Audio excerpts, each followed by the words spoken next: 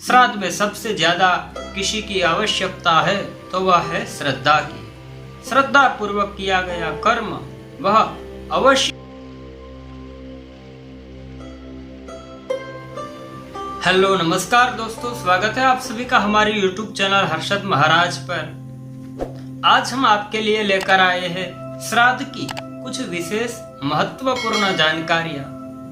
श्राद्ध यानी क्या और श्राद्ध क्यों किया जाता है, आइए इसी के बारे में विशेष चर्चा करते हैं। श्राद्ध यानी क्या? श्रद्धया दीयते इति श्राद्धम, श्रद्धया दीयते तत्श्राद्धम। श्राद्ध यानी अपने पूर्वजों की मुक्ति के लिए किया गया कर्म, यानी वह श्राद्ध, और श्रद्धा पूर्वक किया गया कर्म। श्राद्ध में सबसे ज्यादा किसी की आवश्यकता है तो वह है श्रद्धा की।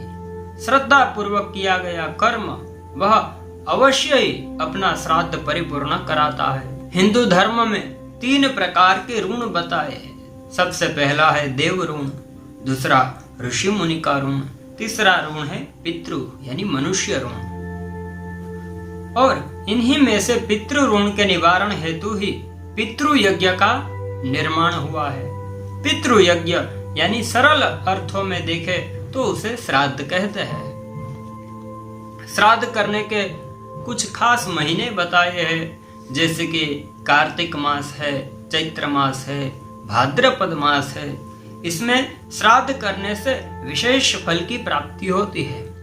और अब बात करते हैं जिनसे पितृ ज्यादा प्रसन्न होते हैं।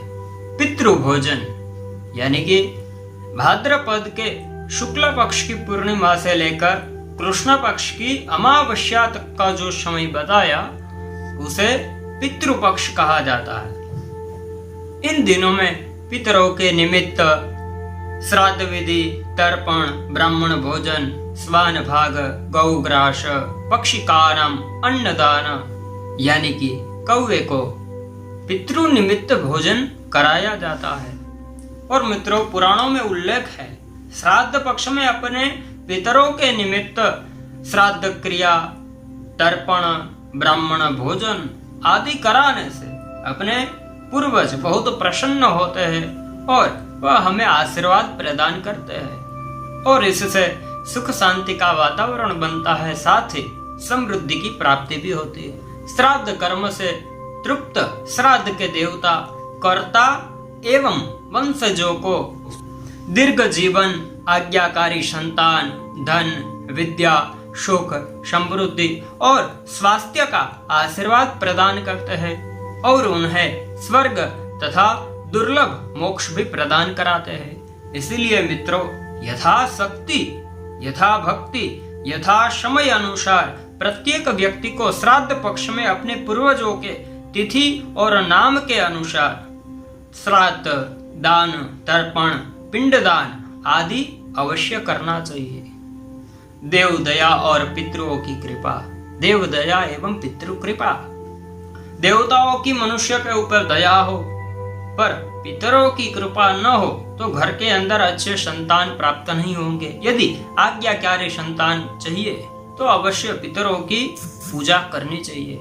हर साल में एक दिन अवश्य ही पितृ निमित्त उनका कर्म यानी कि श्राद्ध होना चाहिए। तो मित्रों, आज के लिए इतना ही। मिलेंगे कुछ ऐसी रोचक बातों के साथ। तब तक के लिए जय श्री कृष्ण।